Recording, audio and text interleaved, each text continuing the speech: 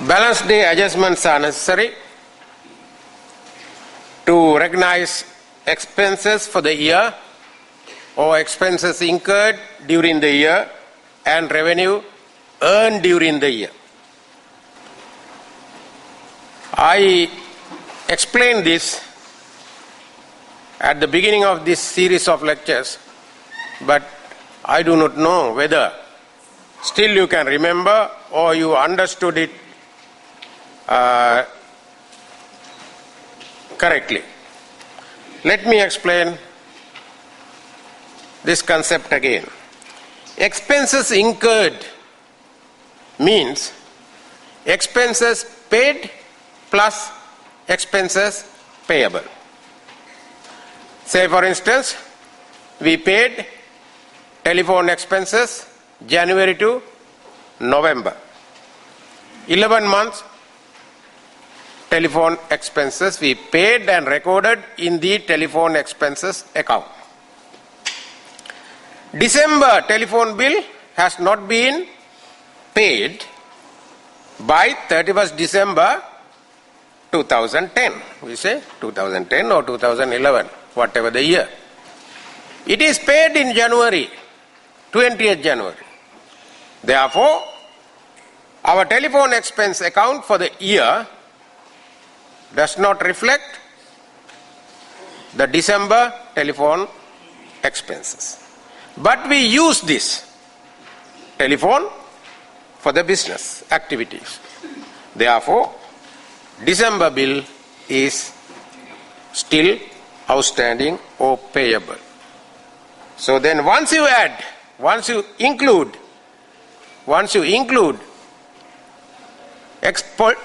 telephone expenses paid and telephone expenses payable, then you get expenses incurred.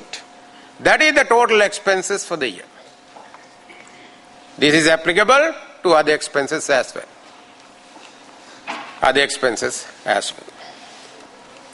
Revenue earned, same. You sell goods for cash and also on credit. Once you add both, then it is the revenue earned. Money, receipt of cash or payment of cash is not the sole criteria for us to understand or recognize income and expenses. So therefore, the balance day adjustments are necessary. For what? To identify or recognize expenses incurred and revenue earned.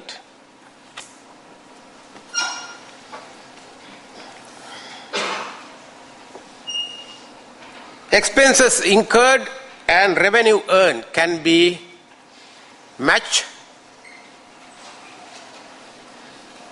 for the purpose of measuring the performance or measure profits or losses. Otherwise, it is understated or overstated. And also you have learned a matching principle. Matching principle means you match expenses incurred and revenue earned. Adjusting entries, two types. One is adjusting recorded items. In your note, it is page 395 or the first page from the end, right? Yes. Adjusting recorded items. This includes prepaid expenses, unearned revenue, recognized consumption of supplies, few examples. And the other one is adjusting unrecorded items. I start your note with unrecorded items. Unrecorded items means accrued expenses. December telephone bill is not included or recorded. Therefore, we want to record it. That is the adjustment. Accrued means outstanding or payable. Accrued revenue. We have excess building capacity, we have additional buildings, so we rent them out. And the tenants, they paid rent up to November, and December rent paid in January. So then that amount has not been recorded in the rent revenue account. So then inclusion of revenue receivable is called adjusting unrecorded items because it is not recorded. Accrued revenue means revenue receivable. Revenue receivable. Remember, all these are year-end adjustments, year-end, to close the accounts and prepare financial statements. Our main topic is preparation of financial statements.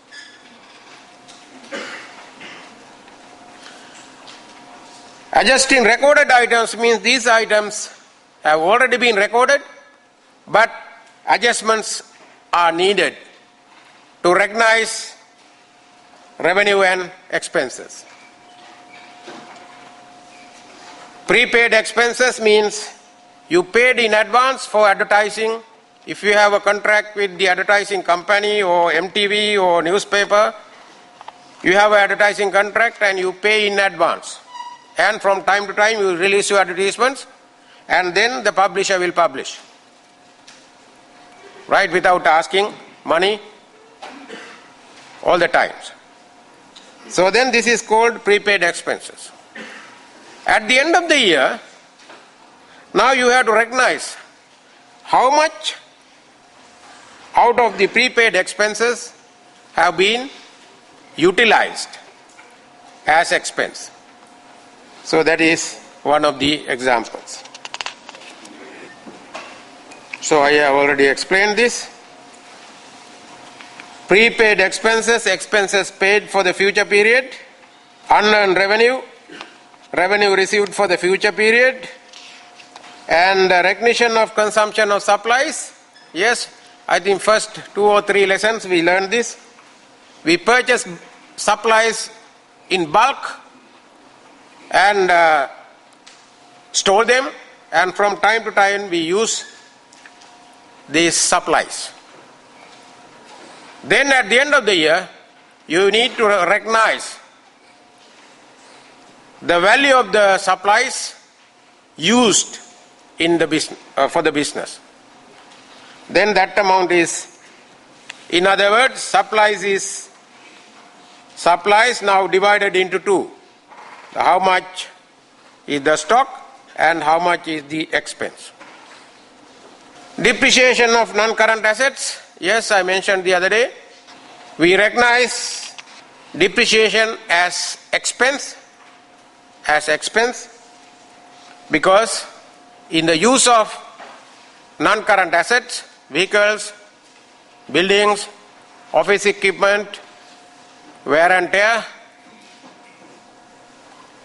is recognized as expenses, but there is no meter to recognize or measure the wear and tear, right? These chairs have been used for last how many years? I do not know, right? And there is no meter.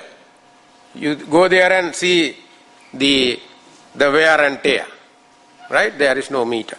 So therefore, accountants use a different measurement. That is, you estimate the useful life, if it is 5 years or 10 years, useful life, and equally or some other proportion, you divide by the cost divided by the number of years.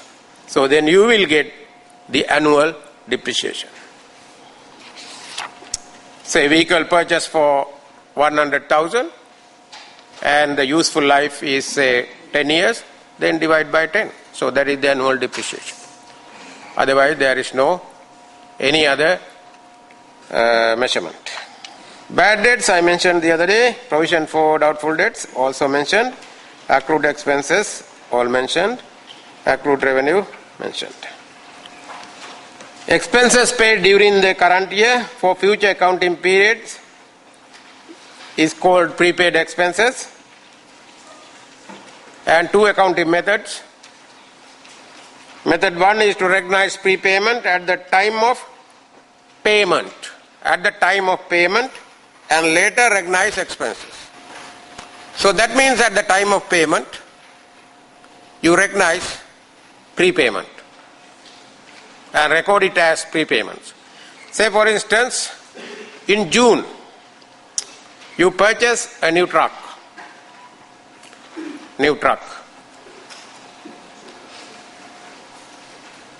Not June, we say in September. 30th September, you purchase a truck and the legal requirement is to register and pay revenue license and also the insurance and also for the safety sticker. At the time, but the payment is for 6 months. Right? Payment is for 6 months. But our accounting year ends on 31st December. When you are making this payment, you record it as prepayment because it is a prepayment for 6 months. We pay in advance. Therefore, it is a prepayment. Then you record it. The initial entry will be prepaid expenses account debit and credit cash at bank. Right? Credit cash at bank. And at the end of the year, that is the year-end adjustment, 3 months. Now we have used the vehicle for 3 months. Then half of the expense, half of the prepayment now become expense. So then you recognize expense and credit prepaid expenses account. So out of the prepaid expenses account, we recognize the portion of expenses at the end of the year. In some cases full amount, some cases some proportion. Look at the example given here. What it says. On 1st October 2011, Quick Transport Service paid rent for the 3 months amounting to 2,700. The accounting year of the business ends on 31st December 2011. When you make this payment on 1st October, it is prepayment. Why it is prepayment? This is paid for the coming 3 months. So therefore it is a prepayment. Then the initial recognition is given in the journal here. Prepaid rent account debit 2,700 and cash at bank account 2,700 credit.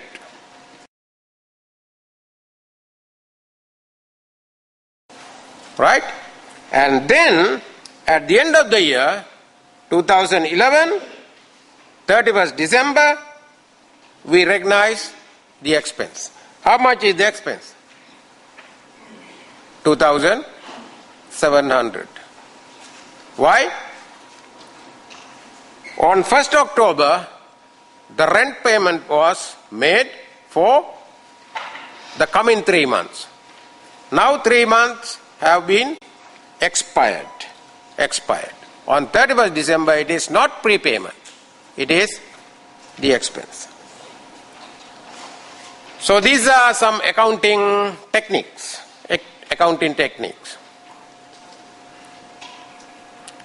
Prepayment is an asset. That's why if you recognize and retain prepayment account, it will be recorded in the balance sheet.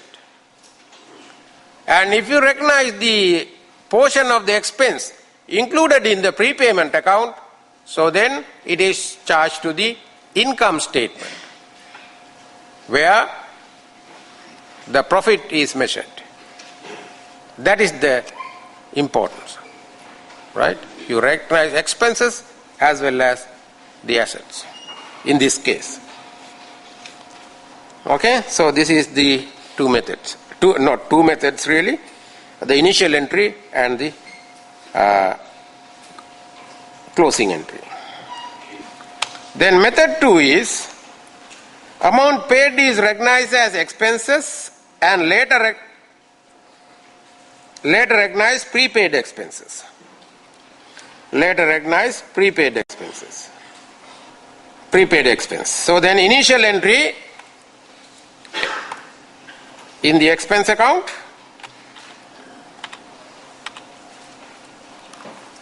when you make the payment, debit expense and cash credit, and year-end adjustment will be prepaid expenses debit and expense account credit. Now look at the example given here, illustration 14.2 in your note. On 1st October 2011, Quick Transport Service paid rent for 4 months amounting to 3,600. So then on 1st October, entry is given in the journal. Look at it. Prepaid rent 3,600. At the time of paying, it is recorded as 3,600. Cash at bank 3,600. And later you recognize 2,700. This is in relation to previous example, previous method. It is not method 2. If we are going to use this method, method 2, then it is like, if you are going to use second method for illustration 14.2, it will be on 1st October 2011, you debit rent expense, it is 3,600. This method 2, method 2 is, and cash at bank 3,600. And on 31st December 2011, we recognize the prepaid amount and the expense. So prepaid rent 4 months 900, sorry. If you are going to follow the second method, at the time of payment you record the full amount as rent expense. In this case it is 3,600, and cash at bank 3,600 credit, and on 31st December we recognize the prepaid amount. How do you get prepaid amount? 3,600 for how many months? 4 months, is it? 4 months. Then monthly rent is how much? 900. 900. So at the end of the year, the prepaid rent is 900, I am saying. Right? It is 900. How do you work out? The 4 months are October, November, December and January. So on 31st December, 900 prepaid for January. And the expense account, that is rent expense account, shows a balance of how much? 2,700. Is that correct? 2,700 expense? It is correct because October, November and December rent, when you add these three, 900 multiplied by 3 is 2,700. So rent expense account automatically gives us the rent expense if you use the second method, right? So then You must know which method has been used in a particular business for you to make the adjustment. So if you are going to do this, meaning recording, you are working for an organization, so then you are required to make an entry, so then you have to decide which method to be used. There are two methods as I explained. Right? You have to decide which method to be used. Unearned revenue, again, initial recognition, cash at, this is revenue, unearned means we receive advance payment from our customers to provide some services, and initial recognition. If this is the initial recognition, cash at bank debit and unearned revenue credit. So that means we don't recognize revenue at this point. And at the end, we recognize the revenue. Out of the unearned revenue, how much is the revenue and how much is the unearned revenue? Unearned revenue means it is a liability. It is a liability. Somebody has deposited money with us and it is not our money. It is not our revenue until we provide the services. Example is given here. Illustration 14.3. On 1st December 2011, Quick Transport Service received 1,800 for transport charges from a customer for transport of goods during the month of December. Okay. So customer wants to deliver some goods and he came and deposited 1,800 in advance. By the end of the month, Quick Transport Service completed the assignment. That means provided the service. Then Quick Transport can recognize the unearned revenue as revenue on this date. On this date. On 1st October, it is not revenue. It is not revenue. Right? That is the difference. So look at the entry. What is the entry?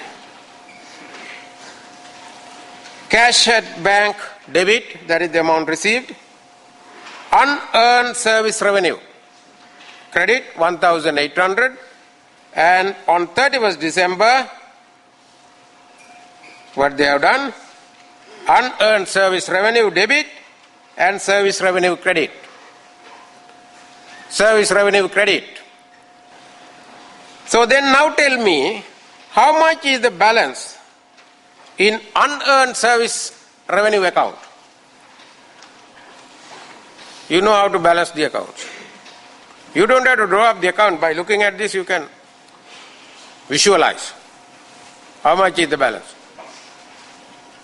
1,800 credited at the time of receiving money and 1,800 debited at the end of the year.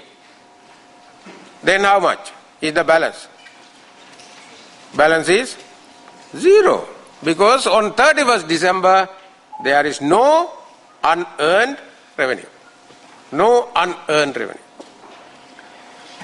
On 1st December, no revenue recognized, but 31st December we recognize revenue of 1,800. 1,800.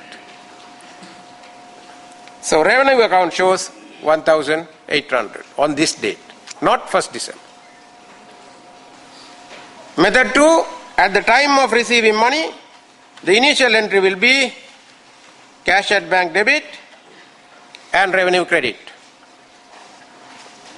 Then year-end adjustment, revenue debit and unearned revenue credit. Now look at 14.4. If we want to use the second method, the entry will be, now we apply second method to question number 14.4.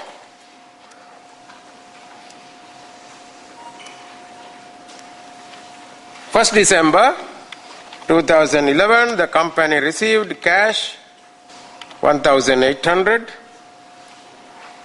and credit revenue account instead of unearned. So we recognize revenue on this date, but on 31st December we recognize unearned revenue.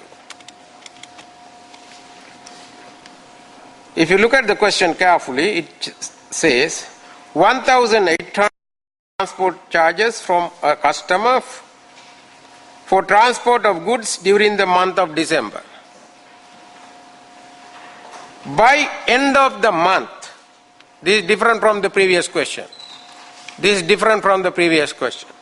By end of the month, that is December, Quick Transport Service completed only half of the assignment. Meaning we recognize only half as revenue. Right? So therefore, revenue account debit 900. At the time of receiving money, cash at bank debit 1,800, revenue 1,800. And at the end of the year, we recognize only half of this amount as revenue, and balance half is unearned revenue.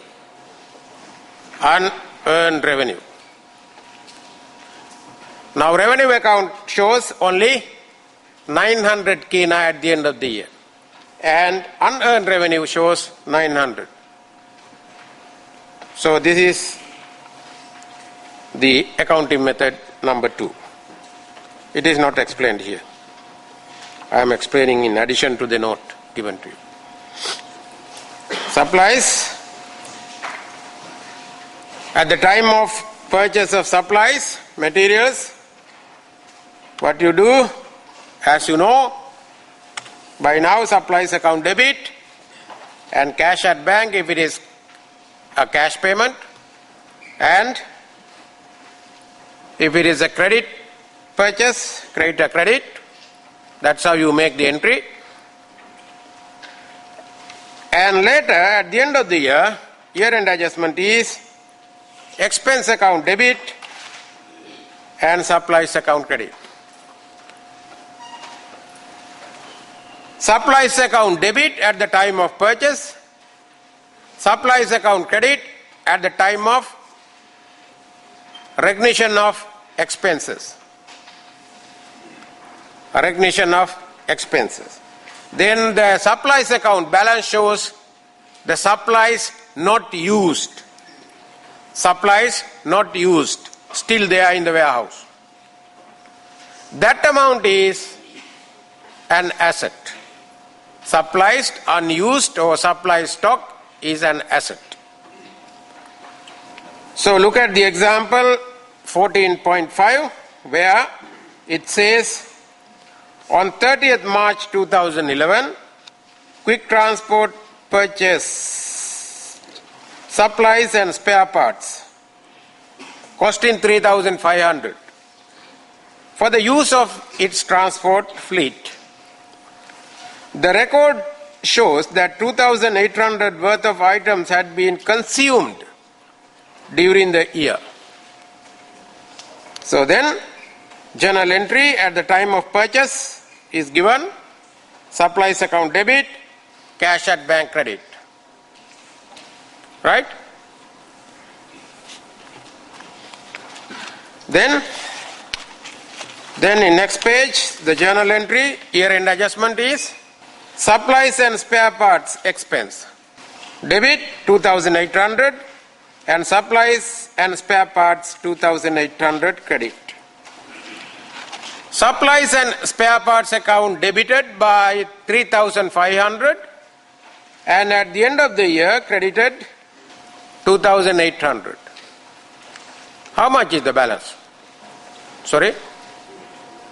700? Yes. What it represents? Supplies account balance. Supplies and spare parts account shows 700 debit balance. That is the unused spare parts and supplies. It will be recorded in the balance sheet as current asset. Depreciation. Double entries are depreciation account debit and accumulated depreciation account credit. Depreciation expense account debit, accumulated depreciation account credit. For each and every asset item, there must be a separate depreciation account and separate accumulated depreciation account. For example, depreciation expense office equipment, accumulated depreciation office equipment. Depreciation expense motor vehicles, accumulated depreciation motor vehicles. So every item there must be a separate expense account and the accumulated depreciation account. Then how to work out the depreciation? Formula is given: cost. Cost is the purchase price minus estimated residual value.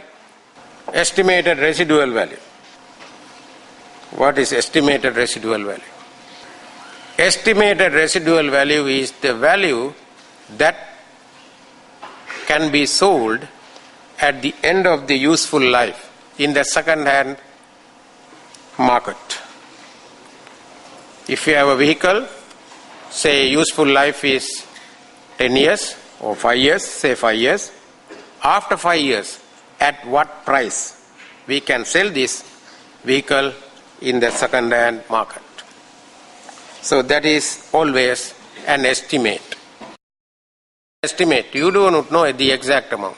It is an estimate based on market situations. So some organizations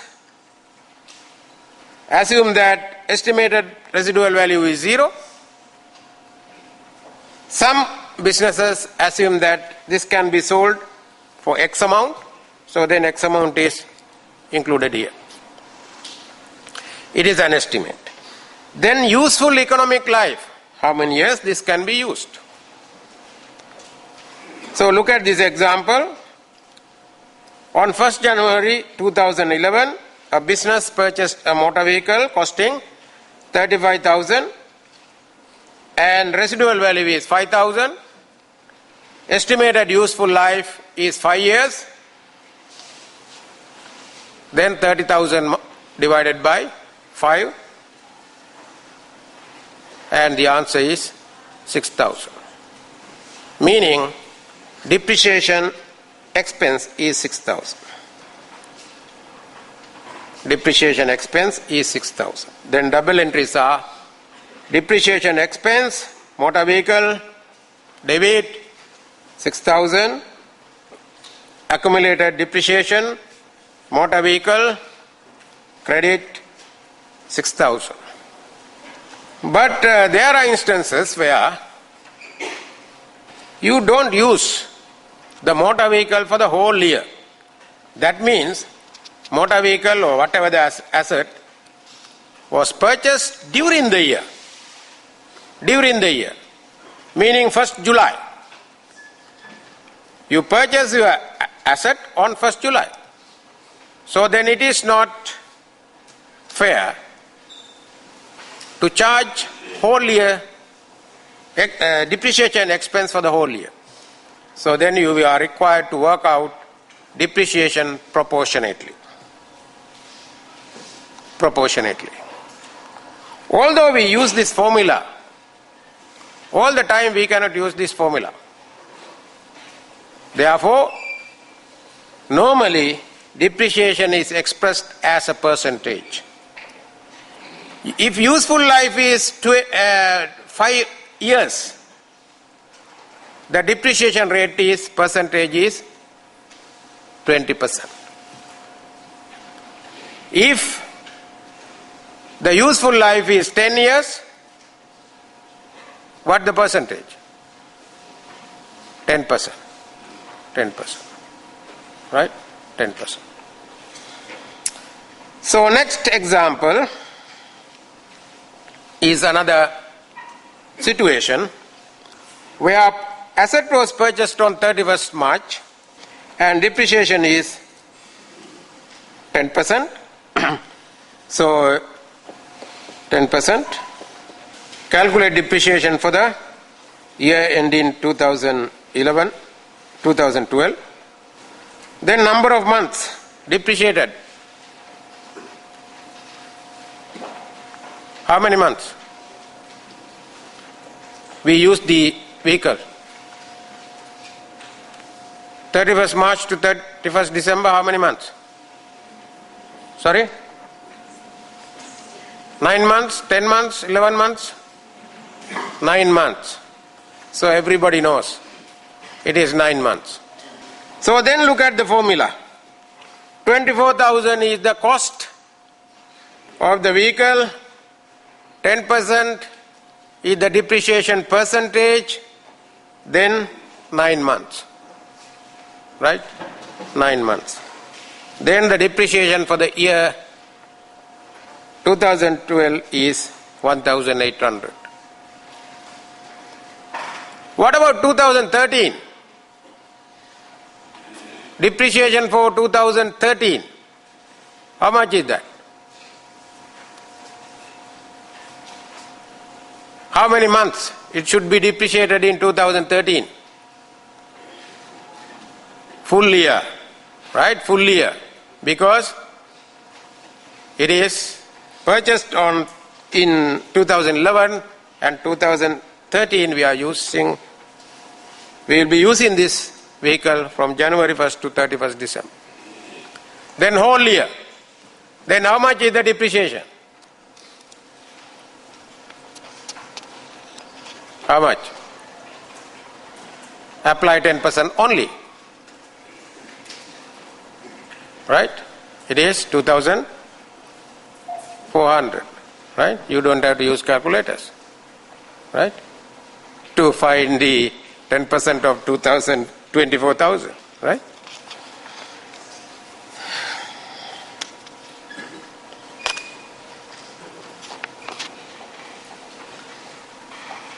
Okay, that is about depreciation.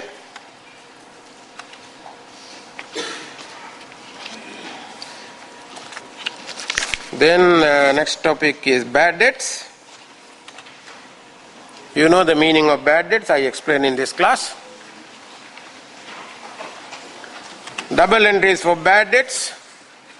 Bad debts expense account debit and trade debtors credit. Trade debtors credit. The amount unrecoverable from the debtors. If the amount is given, it is straightforward. You don't have to calculate anything. Look at this example, 14.10. Bad debts expense 1,250 and account receivable credit 1,250. Account receivable and trade debtors same as you know. Next topic is provision for doubtful debts. Provision for doubtful debts. There are 3 situations. It is given in the table.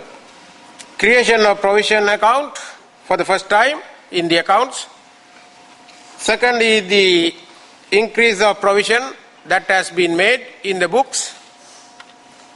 And third one is the decrease of provision which is made in the accounts. So then you have to work out in classroom exercises either to creation of provision account for the first time or adjustment. Adjustment means increase or decrease. Increase and decreases, of course, not possible. Right? Either increase or decrease.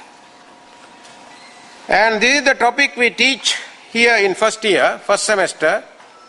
And also, this topic is applicable for the entire career.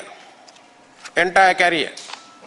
If you are going to be a finance manager or finance director or chief financial officer of an organization, so this topic or the calculation of provision for doubtful debts is very important. But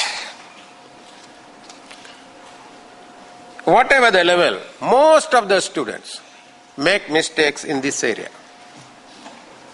Even final year students, I have seen there when I incorporate provision for doubtful debts in a question, so they always make mistakes. So therefore, I advise you to learn this topic carefully. And the meaning of provision for doubtful debts is given in the note. The amount not likely to be collected from the debtors, that is provision for doubtful debts.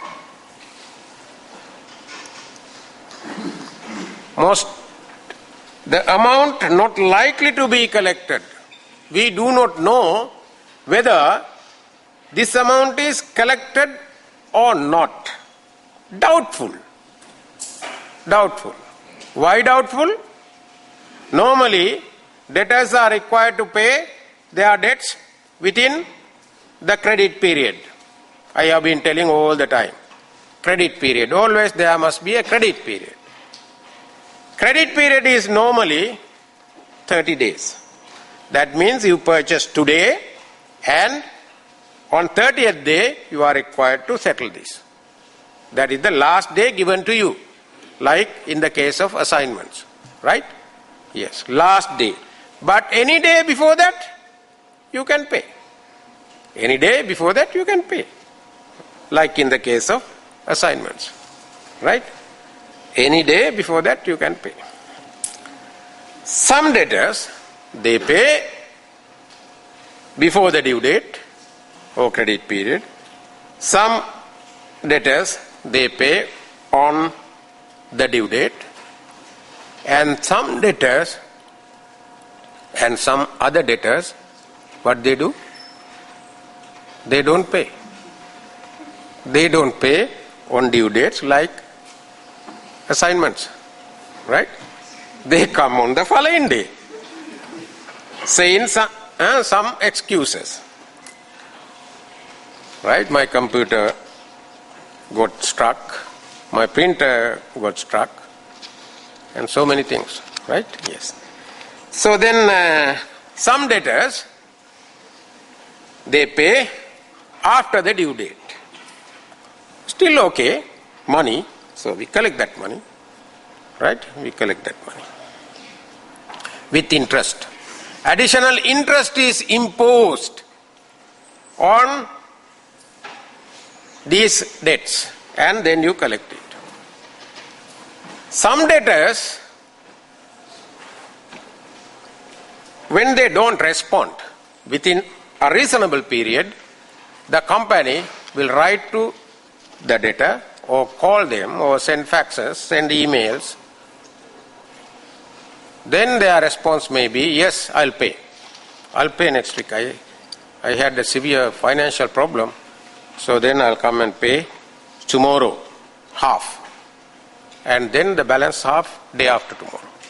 So that's how these people promise.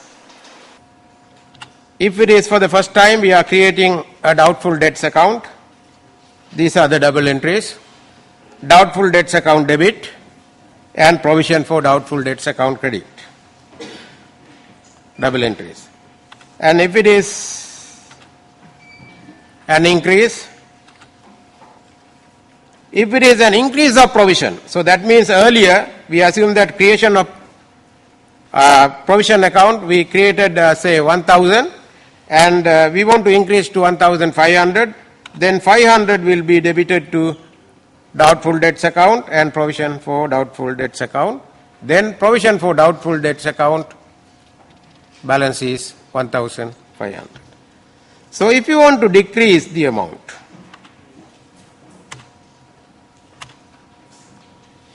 provision for doubtful debts account debit, only the amount to be decreased, and doubtful debts account credit, amount to be decreased. It is given in the note clearly.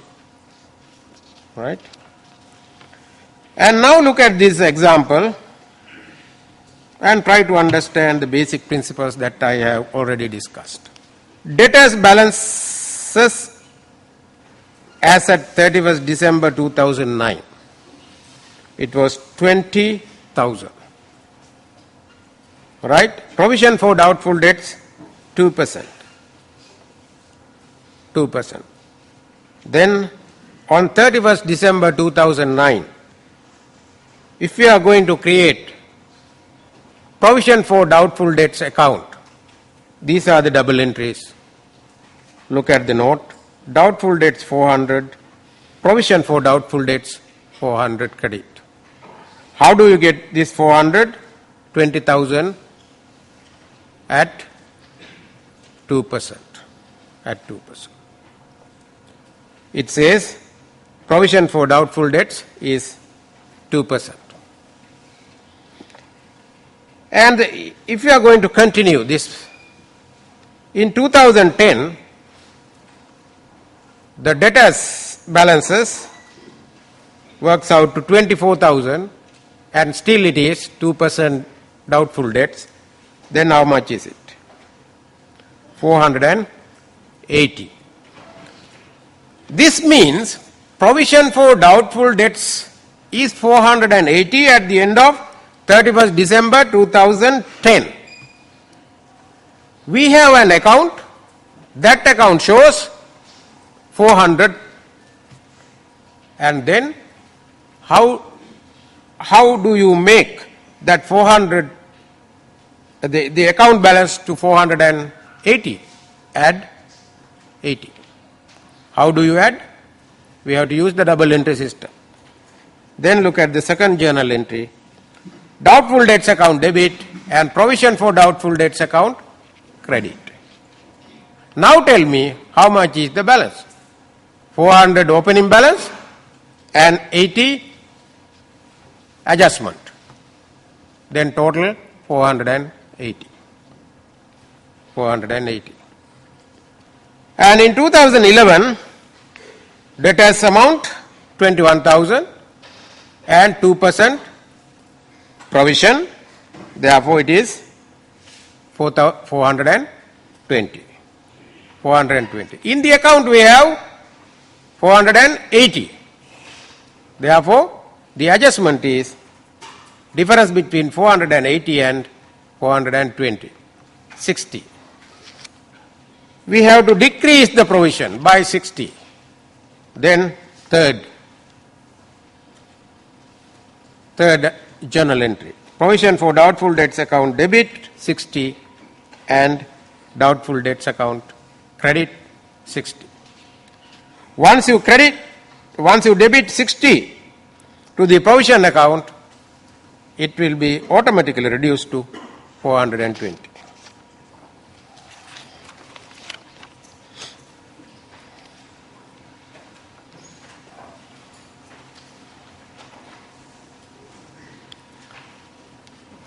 Then still we have discussed the adjusting entries, recorded items.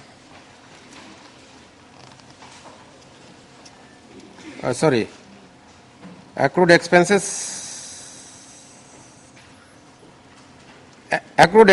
and the accrued revenue we haven't discussed. Therefore, look at the last page. Accrued expenses, double entries expense account debit and accrued expenses credit. This is the second method. This is the amount identified at the end of the year, that this amount is payable. So therefore debit expense account. If it is rent account. If it is telephone expense. Then accrued expense account credit. Illustration 14.12. What is it? A telephone bill of 454 December 2010 not paid. Payment was made on 25th January. Therefore, at the end of the year 2010, we are required to record telephone expense debit 450 and accrued telephone expense credit 450. And accrued expense is a liability, as you know already. In my formats, under current liabilities, I put this figure, accrued expense. In the next lesson, on next Thursday, because Monday is a holiday, right? Yes, Monday is a holiday. Next Thursday, our topic is to incorporate what I have discussed today to the financial statements, right? Therefore, you need to learn this carefully. Telephone expense debit and accrued telephone expenses credit. You know the meaning of accrued revenue.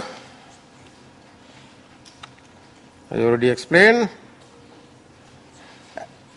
Accrued revenue or revenue receivable debit and revenue account credit.